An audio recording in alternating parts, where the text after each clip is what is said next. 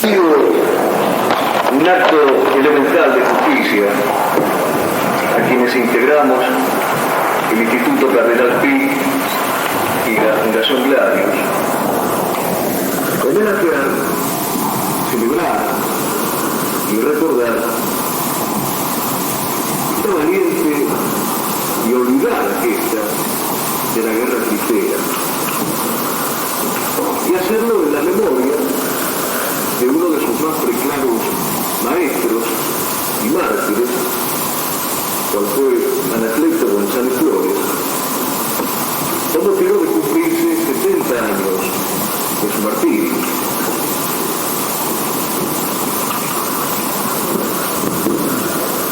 La conferencia que ustedes van a escuchar esta noche ya está impresa, de modo tal que no solo podrán prestarle atención como cuadro, sino también después volver a subirla en el texto escrito. Aquí en la mesa que se encuentra dentro del salón van a poder hallarla. El padre Alfredo Sáenz, para estudiar este tema, no solamente ha acudido a las fuentes mismas del saber teórico, sino que ha viajado a los Altos de Calixto y se ha entrevistado con los descendientes de aquella epopeya y ha estado incluso en los mismos lugares que recorrió Anacleto. Es que hay algo que debe ser dicho con toda claridad esta noche. Aquella guerra cristera tenía todas las características de una contienda justa. Tenía todas las notas distintivas del buen combate paulino.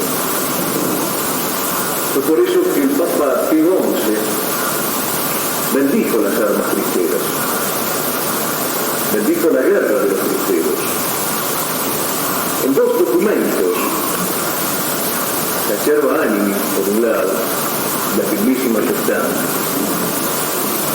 Y en estos dos documentos dice Pío XI algo que disipa cualquier vacilación. Los hijos directos de la nación mexicana con esta lucha han escrito una de las páginas más ilustres de la historia de la Iglesia. Conviene recordar estos términos pontificios. Una de las páginas más ilustres de la historia de la Iglesia. Pero si esto podemos decir de aquella guerra, de la célebre Cristíada, con más razón lo podremos decir de su protagonista particular, personal, Anacleto González Flores, fue uno de esos antagonistas y protagonistas hegemónicos de aquella contienda que grabó en la historia universal una de las páginas más ilustres, al decir de Pío XI. En la tumba de Anacleto, en el santuario de Nuestra Señora de Guadalupe, en Guadalajara, hay una lápida. Y la lápida contiene un epitafio que resume su trayectoria, que resume su ejemplo y su peripecia. Dice expresamente la frase latina: enseñó con la palabra, con la vida y con la sangre.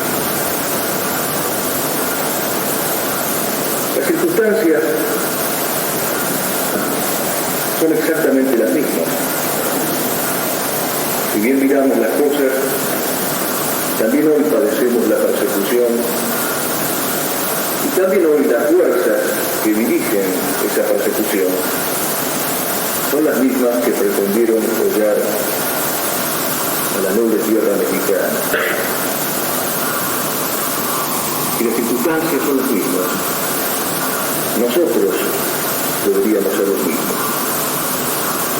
Nosotros deberíamos comportarnos como los cristeros. Nosotros deberíamos ser capaces de armarnos en defensa de la verdad. Porque hoy, más que nunca, la verdad está desarmada. Y Anacleto decía, entre otras cosas, algo que tampoco podemos dejar de lado, olvidar, omitir o menoscabar.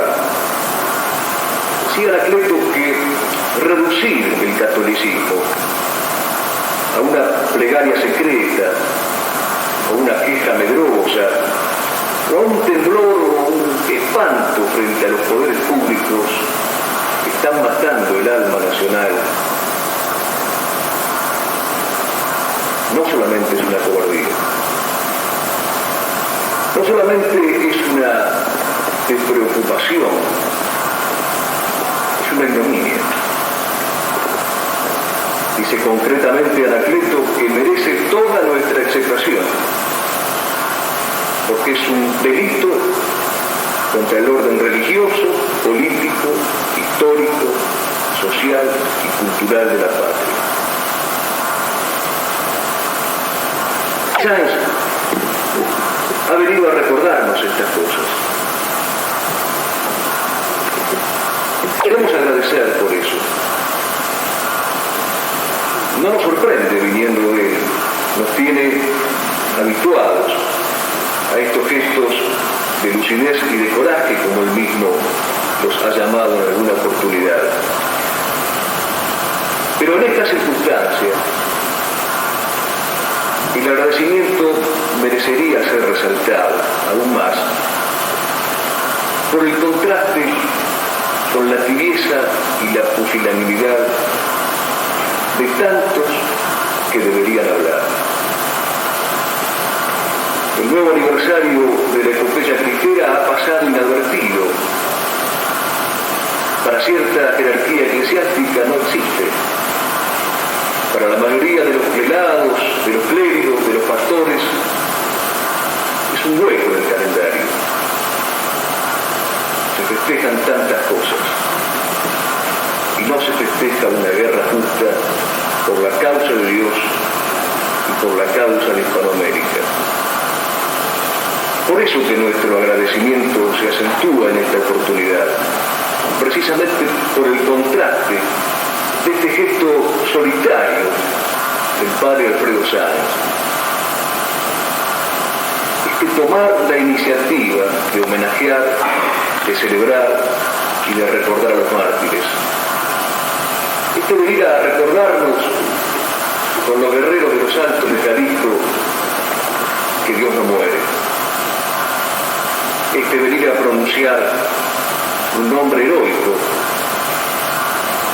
para que al escucharlo, nosotros todos, por Dios, por Cristo Rey, por la Virgen Guadalupana, por la nación hispanoamericana, al escucharlo, digo, seamos capaces de contestar presente. Esta noche salimos de aquí, como quería el apóstol San Pablo, llevando cada cual su propia carga, llevando cada cual su propia cruz, y esta cruz se hace espada. Nuestro presente hacia la memoria de Anacleto no será solamente una expresión literaria. Que se nos den las fuerzas, y esta conferencia contribuirá a eso seguramente, que se nos den las fuerzas para dar nuestro presente a los mártires cristeros. Muchas gracias a todos y muchas gracias al Padre Alfredo Sáenz.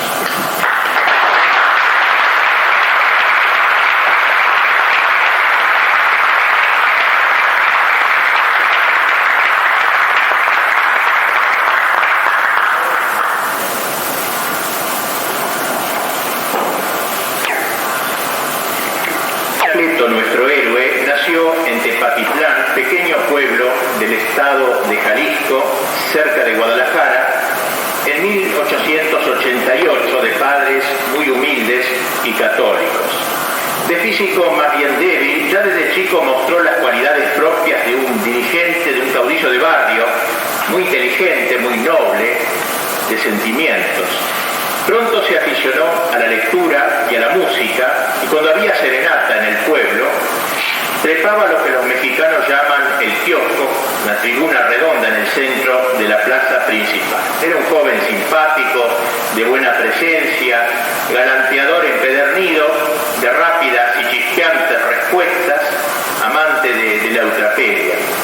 Y a raíz de una misión que predicó un sacerdote en Tepatitlán, sintió arder en su corazón, joven adolescente, la llama del apostolado, entendiendo que debía hacer algo, precisamente en momentos en que la patria parecía deslizarse lenta pero firmemente hacia la apostasía.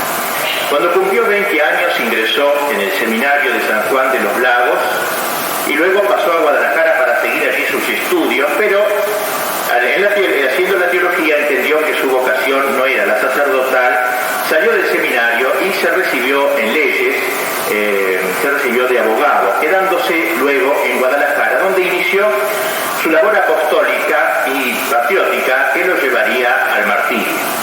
Pero antes de seguir con el relato de su vida, digamos algo sobre la historia de México, ya que muchos de ustedes quizás no conozcan bien. Para entender lo que pasó en el México de Anacleto, es necesario remontarnos más allá en la historia de esta noble nación. En el siglo pasado, los primeros conatos de rebeldía, protagonizados por Hidalgo y Morelos, tuvieron una connotación demagógica, de lucha de razas, de aborrecimiento de la tradición hispánica. Pero poco después apareció una gran personalidad, Agustín de Iturbide, con una visión totalmente diferente. Y en base a un plan llamado el Plan de Iguala, fundó sobre 3 garantías esenciales, que eran la independencia de España, pero evitando la ruptura cultural con la madre patria, la unión de todos los estamentos sociales españoles, criollos e indios, y la religión católica como base espiritual de la nueva nación.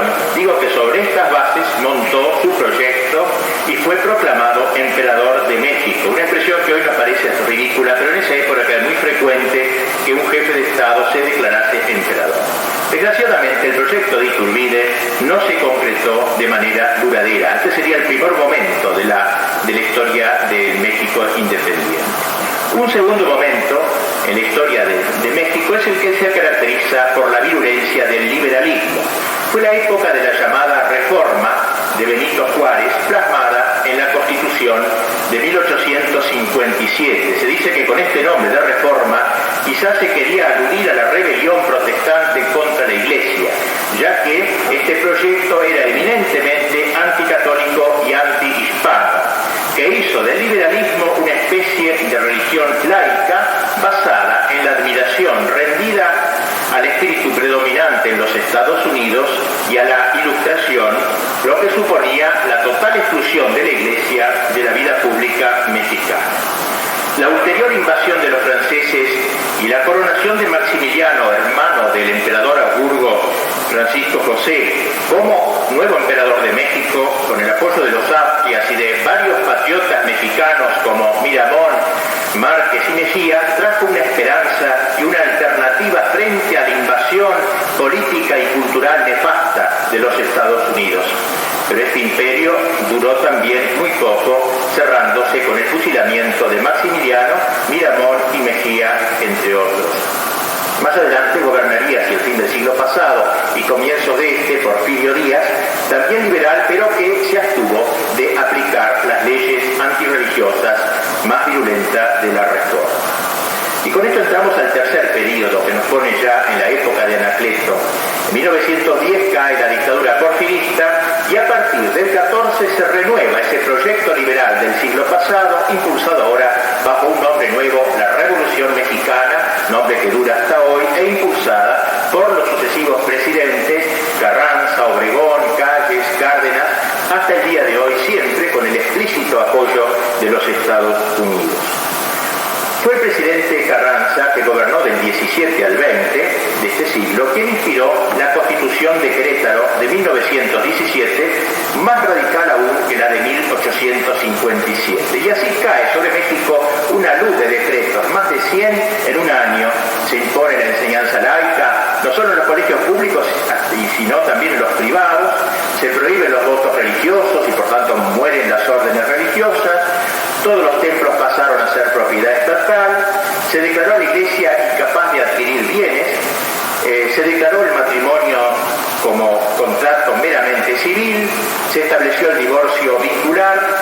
Se fijó cuántos sacerdotes debía haber por qué número de mexicanos, y así el catolicismo pasó a ser prácticamente un delito en México y los creyentes eran vistos poco menos que como delincuentes. Obregón, el presidente que sucedió a Carranza y que gobernó de 1920 al 24, tuvo la astucia de no aplicar íntegramente esta terrible constitución de 1917, el mismo año de la Revolución Soviética. De ello se encargaría Calles, quien gobernó del 24 al 28 y que declaró la guerra al catolicismo mexicano.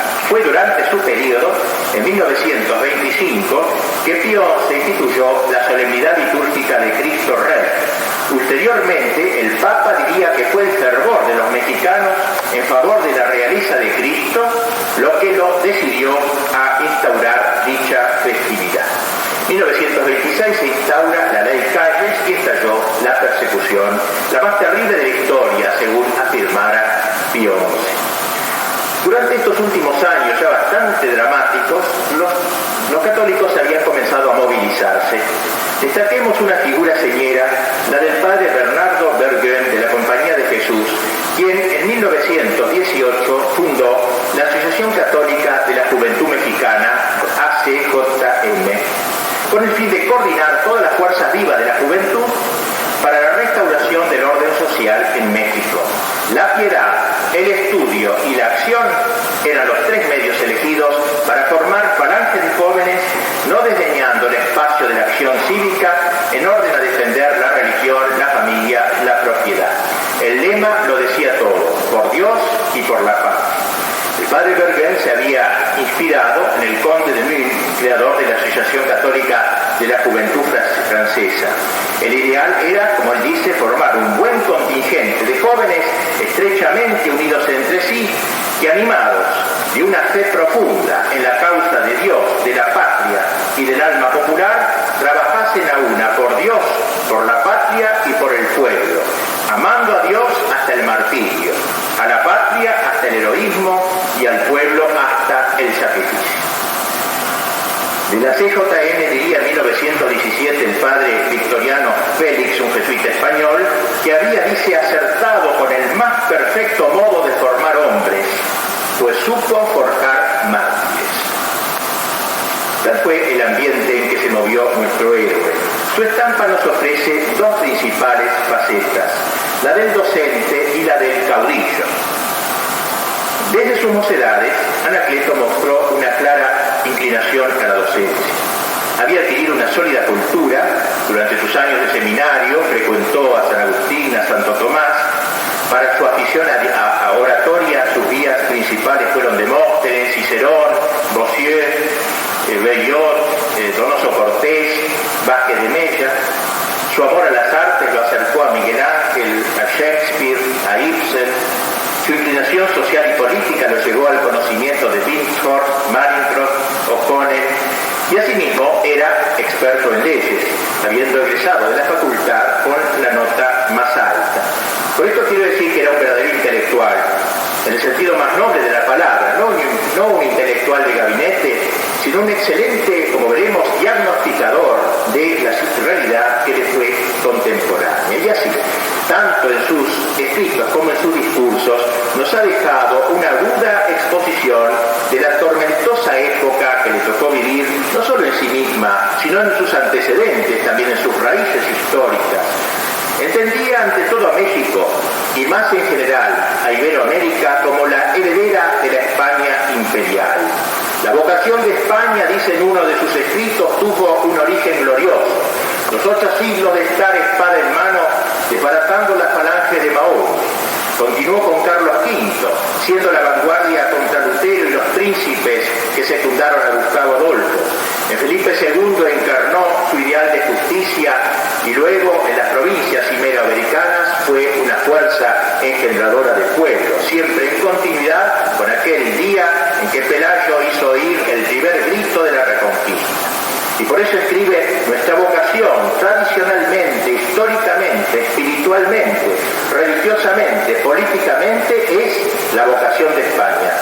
Porque de tal manera se anudaron nuestra sangre y nuestro espíritu con la carne, con la sangre, con el espíritu de España, que desde el día en que se fundaron los pueblos hispanoamericanos quedaron para siempre anudados nuestros destinos con los de España. Y en seguir la ruta abierta de la vocación de España está el secreto de nuestra fuerza, de nuestras victorias y de nuestra prosperidad como pueblo y como raza. Junto con España, prosigue Anacleto, accede a nuestra tierra la Iglesia Católica, quien bendijo las piedras con que España cimentó nuestra nacionalidad. Fue la Iglesia la que encendió en el alma oscura del indio la antorcha del Evangelio. Fue la Iglesia la que puso en los labios de los conquistadores las fórmulas de una nueva civilización. Fue la Iglesia la que se encontró presente en las escuelas, los colegios, las universidades, para decir la buena nueva desde la cátedra, la que estuvo presente en todos los momentos de la existencia de México y de la existencia de cada persona. Concretado este glorioso proyecto de la hispanidad, fruto de la unión entre la Iglesia y el Imperio Español, aflora en el horizonte, nos sigue enseñando Anacleto, el fantasma del anticatolicismo y la antihispanidad. Es el gran movimiento subversivo de la modernidad que Anacleto lo ve resumido en tres enemigos: la revolución, el protestantismo y la masonería. El primer contrincante es la revolución, que en el México moderno encontró una concreción aterradora en la Constitución de 1917, un intento nefasto por desalojar a la Iglesia de sus gloriosas conquistas. Frente a aquellas nupcias entre España y nuestra tierra virgen, dice, la revolución quiso celebrar nuevas nupcias, claro que en la noche, en las penumbras misteriosas del error y del mal. Y esas ideas disolventes entraron en el cuerpo de la patria mexicana como un veneno maldito, una epidemia que penetra hasta la carne, hasta los huesos de la patria, creando generaciones de ciegos, paralíticos y mudos de espíritu. Y así en México se propusieron desquiciar la herencia. Anacleto lo expresa de manera luminosa. El revolucionario dice no tiene casa, ni de piedra ni de espíritu. Su casa es una quimera que tendrá que ser hecha con el derrumbe de todo lo existente, y por eso ha jurado demoler nuestra casa, esa casa en donde por espacio de 3 siglos misioneros, conquistadores y maestros se desangraron para edificar cimientos y techos. Y luego tratan de esbozar una nueva casa, la del porvenir. Hasta ahora, dice Anacleto, no han logrado demoler del todo la casa que hemos levantado en 3 siglos. Si no lo han podido es porque todavía quedan fuerzas en México, porque todavía vive el viejo Ripalda, el catecismo, aquel viejo y deshilachado, sí, pero que es como un atlas de la mitología que mantiene las columnas de la autoridad y de la familia y de la religión. Ellos persisten en invadir nuestra casa con sus banderas políticas, los templos, los hogares, los talleres, las conciencias, hasta el lenguaje. Son invasores, son intrusos. Hasta ahora no han logrado más que destruir, parecen incapaces de construir. Tal es el primer enemigo, lo que él llama la revolución. Y junto con la revolución, Anacleto denuncia el segundo, el ariete del protestantismo, que llega a México principalmente a través del influjo de los Estados Unidos.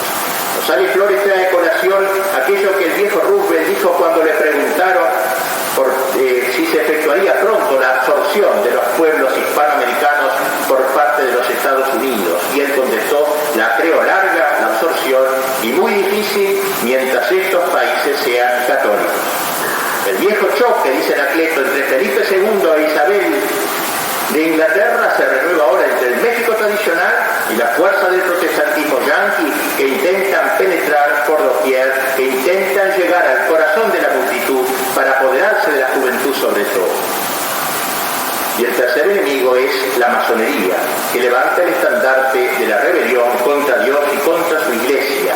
Anacleto la ve encarnada en el ideario de la Revolución Francesa, madre de la democracia liberal, que en buena parte llega a México también por la intercesión de los Estados Unidos. Su gran mentira, el sufragio universal, dice Anacleto. Cualquier hombre tomado de la masa informe es entendido como capaz de tomar en sus manos la dirección suprema del país, puede ser ministro, diputado o presidente. Y al mismo tiempo no se promueven las vocaciones personales, no se galardona el trabajo tesonero e individual. Nuestra democracia, dicen palabras inspiradas, ha sido un interminable vía crucis, cuya peor parte le ha tocado al pobre pueblo llamado soberano, entre comillas. Primero se lo proclamó rey, luego se lo coronó de espinas, se le puso un cetro de caña en sus manos, se lo vistió de harapos y ya desnudo se lo cubrió de salivar. La democracia moderna, para Anacleto, se basa en un eslogan mentiroso, el de la igualdad absoluta. Se echaron en brazos del número, dice, de sus resultados rigurosamente matemáticos, y esperaron tranquilamente la reaparición de una edad de oro.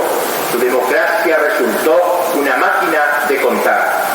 Consideran a la humanidad como una inmensa masa de guarismos, donde cada hombre vale no por lo que es, sino por ser uno. Y esa democracia no necesita de sabios ni de poetas, tampoco necesita de héroes ni de santos. ¿Para qué forzarnos? ¿Para qué sacrificarnos por mejorar? Si en el pantano somos todos iguales, si en el pantano la vida es una máquina de contar y cada hombre vale tanto como los demás. Y así se ha producido un derrumbe generalizado, un descenso arrasador y vertiginoso. Todos hemos descendido, nos encontramos bajo el fardo de nuestra inmensa, de nuestra aterradora miseria, de nuestro abrumador empobrecimiento. Resulta interesante advertir cómo Anacleto supo ver ya en su tiempo el carácter destructivo de la invasión del espíritu norteamericano, incurablemente protestante y democrático liberal.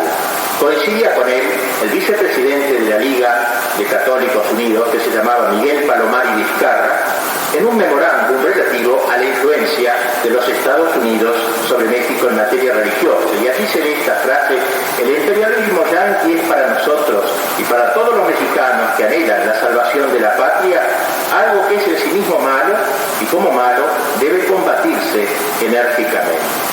Viene señalado entre nosotros, Díaz Araujo, que los dirigentes católicos de aquel tiempo no se dejaban engañar por la apariencia bolchevique de los gobiernos revolucionarios de México. Recuerdan que la Constitución del 17, el mismo año que la Revolución Soviética, sino que los consideraban simples sirvientes de los Estados Unidos. No era sencillo descubrir detrás del parloteo obrerista, indigenista y agrarista la usina real que alimentaba la campaña antirreligiosa. Carlos Pereira, ya historiador mexicano, lo sintetizó así: aquel gobierno de enriquecidos epicúreos comenzó a cultivar simultáneamente dos amores, el de Moscú y el de Washington. La colonia era de dos metrópolis, o más bien había una sucursal y un protectorado. Despersonalización por partida doble, pero útil, concluye, porque imitando al ruso en la política antirreligiosa, se complacía al anglosajón. Tales fueron, según la visión de Anacleto, los tres grandes propulsores de la política anticristiana y antimexicana: la revolución, el protestantismo y la masonería. Nos hallamos, dice, en el vórtice de una triple e inmensa conjuración contra los principios sagrados de la Iglesia. La revolución, aliada tanto del protestantismo como de la masonería, sigue adelante su marcha en todos los ambientes de nuestra paz. Como vemos, Anacleto fue un buen diagnosticador histórico de lo que pasaba en su país. No se quedó en el hecho concreto, sino que vio sus raíces. Pero decíamos que no se contentó con ello tampoco, fue también un conductor, fue un formador de espíritu, un apóstol de largas minas.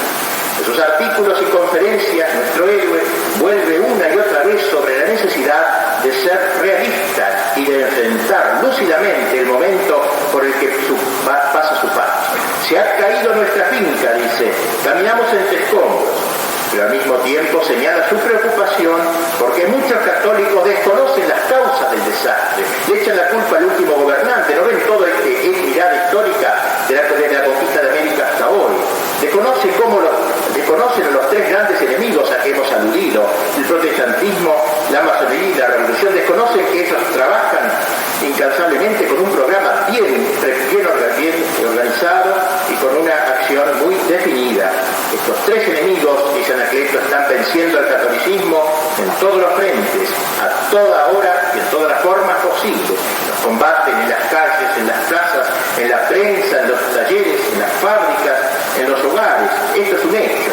Cristo no reina en la vida pública, en la calle, en las escuelas, en el parlamento, en los libros, en las universidades, en la vida pública y social. ¿Y nosotros qué hacemos? Nos hemos contentado con rezar, dice, con ir a la iglesia, con practicar algunos actos de piedad, como si ello bastase para contrarrestar esta inmensa conjuración de los enemigos de Dios.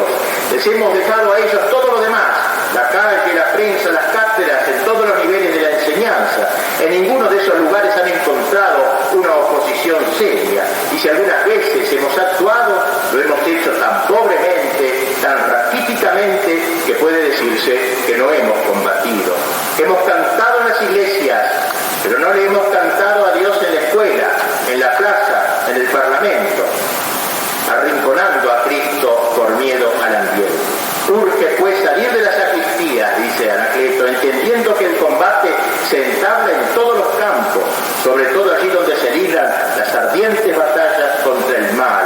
Debemos ir allí con el casco de los cruzados, levantando las banderas y desplegándolas a todos los vientos.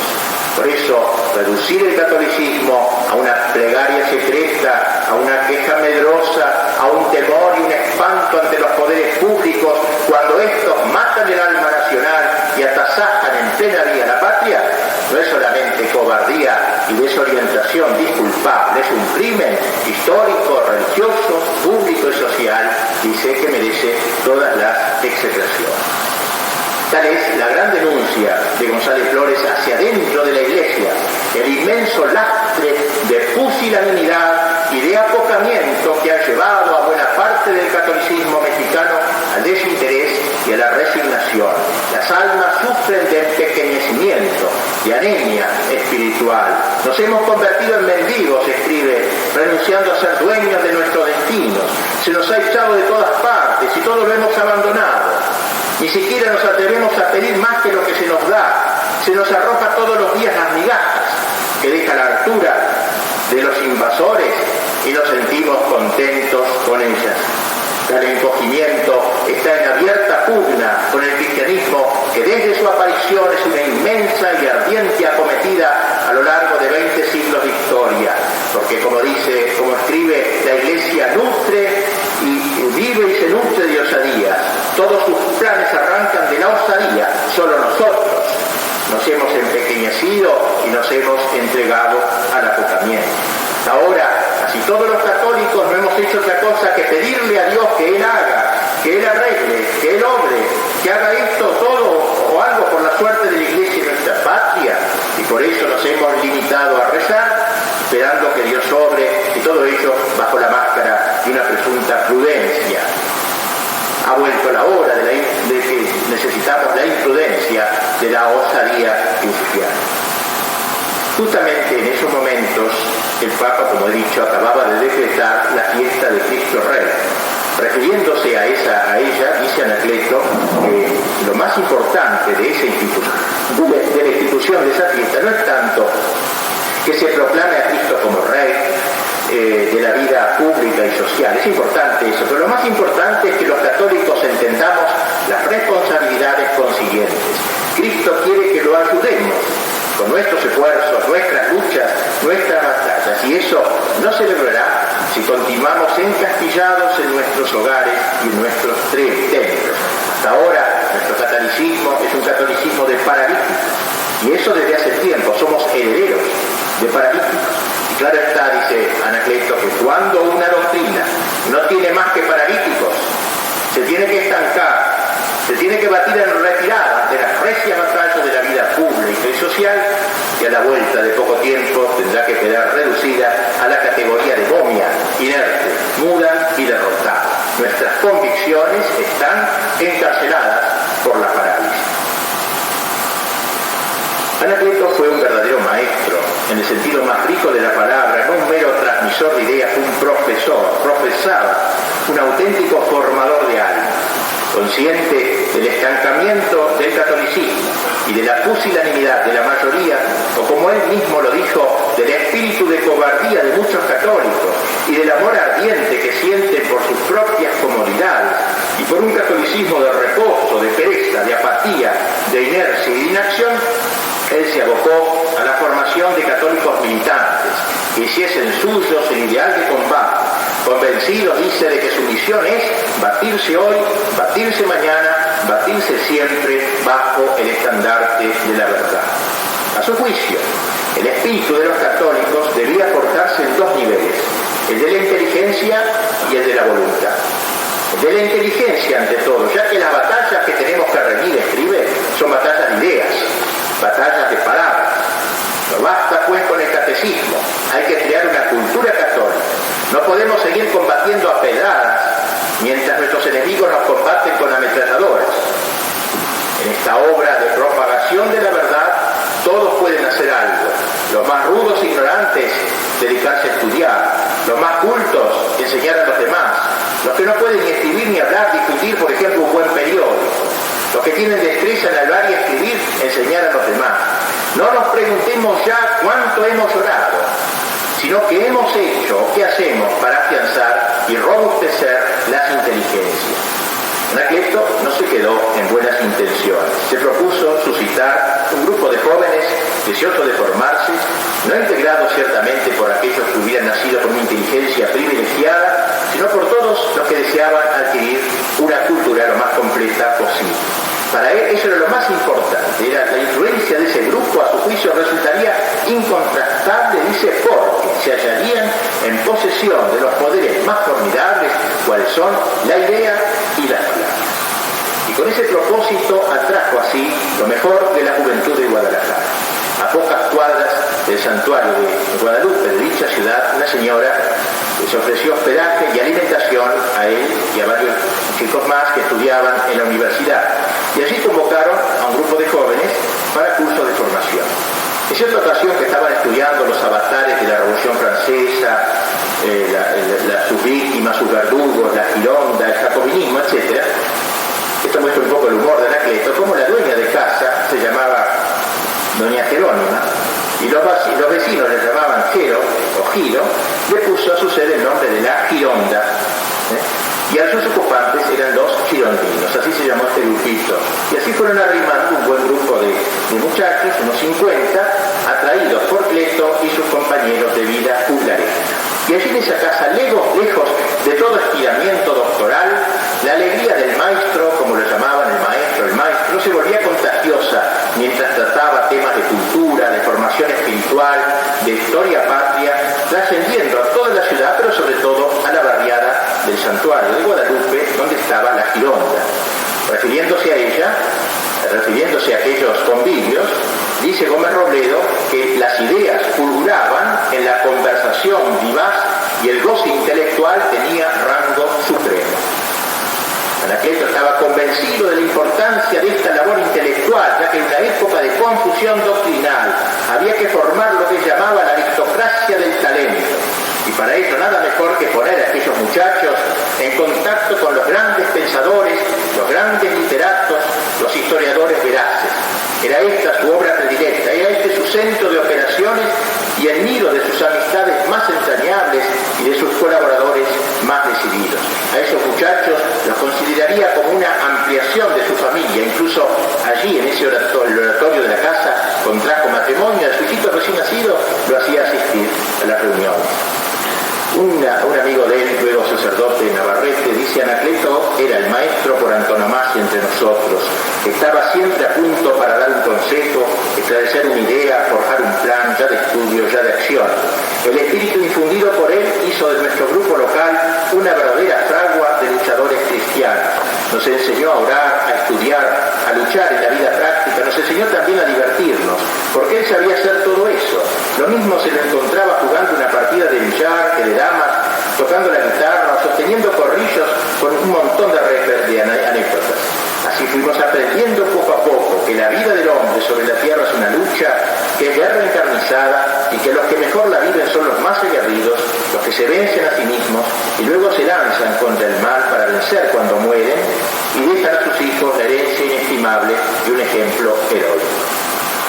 Creó Anacleto entonces en la Gironda varios grupos de estudio, de sociología, de apologética, de periodismo, de educación, dándole una especial importancia al círculo de oratoria y periodismo, ya que a su juicio el puro acopio de conocimientos, si no va unido con la capacidad de difundirlos de manera adecuada, se clausura en el cerebro y pierde eficacia social. Destaquemos la importancia que le dio Anacleto al aspecto estético en la formación de sus centros de estudio. No en vano la belleza es el esplendor de la verdad. El bello arte, dejó escrito, es un poder añadido a otro poder, es una fuerza añadida a otra fuerza. Es el poder y la fuerza de la verdad unidos al poder y la fuerza de la belleza. Es por último la verdad cristalizada en el prisma polícromo y encantador de la belleza. Y así exhortaba a los suyos, en nombre de Dios y de la patria, que pusiesen a su servicio no solo el talento, sino también la belleza, para edificar la civilización cristiana. Solo de este modo la verdad se volvería irradiación de energía. Pero como dijimos, Anacleto no se dedicó solo a formar inteligencia, si bien esto era capital. Consideraba igualmente necesario robustecer las voluntades de los que lo seguían. Él mismo lo dijo repetidas veces: no soy más que un herrero forjador de voluntades. Todo él era, como escribe Gómez Robledo, una afirmación hirviente, tumultuosa, de sangre y hoguera. Eso era lo que la patria necesitaba, caracteres recios. Y por eso se dedicó a buscar los rescoldos del heroísmo. Patria mexicana, no todos tus hijos se han afeminado, no todos se han hundido en el cielo, todavía hay hombres, todavía hay héroes. Pero Don Cleto no se engañaba. Nadie sería un hombre de imperio si primero no había aprendido a dominarse a sí mismo. Y por eso convocaba a los suyos a volverse abanderados de su propia personalidad y caudillos de su mismo ser. Porque dentro de cada uno de nosotros, les decía, dentro de cada uno de ustedes hay un forjador en ciernes. Para forjarse a sí mismo no basta la cabeza bien formada, la inteligencia bien empleada, no bastan los filósofos y los maestros. Por buenos que estos sean, nunca podrán transfundir su propio carácter a los demás. La pura formación intelectual no basta, hay que agregar, como él decía, el encarnizamiento de las propias manos, de las propias herramientas. Si se quiere hacer realidad la recia escultura que Dios soñó para cada uno de nosotros, habrá que despertar el Filias que duerme en nuestro interior. Si se prefiere seguir siendo un mero boceto informe, un trazo borroso sin consistencia, una personalidad enclenque, habrá que cruzarse de brazos, permanecer en espera del forjador que nunca llegará, del obrero que debe salir de nosotros mismos y que nunca saldrá, porque no hemos querido ni siquiera sospechar nuestra personalidad. Anacleto quería que los suyos tuviesen temple de héroes, que no se diesen jamás a transacciones y componendas. Si así lo hicieran, tarde o temprano tendrían que lamentarse verse bajo el fardo de su ignominiosa capitulación. Fácilmente la cobardía se camufla bajo el velo de la virtud de la prudencia. Cuando habla de esto, el verbo se vuelve fuego. Habéis invertido el mandamiento supremo, porque para vosotros hay que amar a Dios no sobre todas las cosas, sino bajo todas las cosas. Por evitar mayores males, lo dice entre comillas, os despedazarán. Y cada trocito de vuestro cuerpo gritará todavía dando tumbos: prudencia, prudencia. No temáis a los que matan el cuerpo, sino el alma. Una sola noche de insomnio en un calabozo vale muchos años, mucho más que años de fáciles virtudes. Para formarse en la escuela del heroísmo, recomendaba a Anacleto la necesidad de escoger los amigos, descartando los de espíritu cobarde o los que han claudicado. El contagio de los espíritus, sea para el mal o para el bien, resulta determinante. Por eso decía: el bien que se logre encontrar un alto y firme valor de rectitud, de ideal y carácter, habrá que sellar con ese hombre un pacto de alianza permanente y unir lo más estrechamente posible nuestra suerte, nuestro pensamiento y nuestra voluntad con ese nuevo complemento de nuestra personalidad, porque será para nosotros un manantial fecundo de aliento y vitalidad. En medio de la borrasca religiosa, Anacleto soñaba con alzar un muro de voluntades recias, de caracteres, como él dice, que sepan derrotar a la violencia bruta, no con el filo de la espada, sino con el peso avasallador de una conciencia que rehúye las capitulaciones y espera a pie firme todas las pruebas. Él dio ejemplo de ello, convencido de que el carácter es la base de la personalidad. Miles de alumnos lo seguíamos, escribe uno de sus admiradores, lo seguíamos para escucharlo porque hablaba con autoridad y sus palabras fluían como un torrente proclamando el derecho y la verdad. Jamás retrocedió ante las hogueras, ante las cruces, ante todo el aparato de ferocidad con que en esos tiempos se nos amenazaba, ni lo tentó la codicia cuando con dineros y halagos intentaron seducirlo. Ya la cruz se dibujaba en el horizonte y se sentía en su boca el sabor amargo de la sangre. Así fue Anacleto, el gran caudillo del catolicismo mexicano. Sus actividades pronto se tradujeron en una intensificación de la presencia de los católicos, sobre todo en el estado de Jalisco. Los católicos iban abandonando ya cada vez más la apatía, el apocamiento que durante tanto tiempo habían reinado y se iban gestando aquellos hombres que irían a enfrentar la grave situación. Principalmente, como dijimos, Anacleto se dirigía a la juventud, justamente porque pensaba que en su México tan amada se estaba perdiendo la esperanza y consiguientemente se extinguía la juventud. Los horizontes se empequeñecían, la mediocridad estaba a la orden del día, lo microscópico era lo que atraía, porque las alturas causaban vértigo.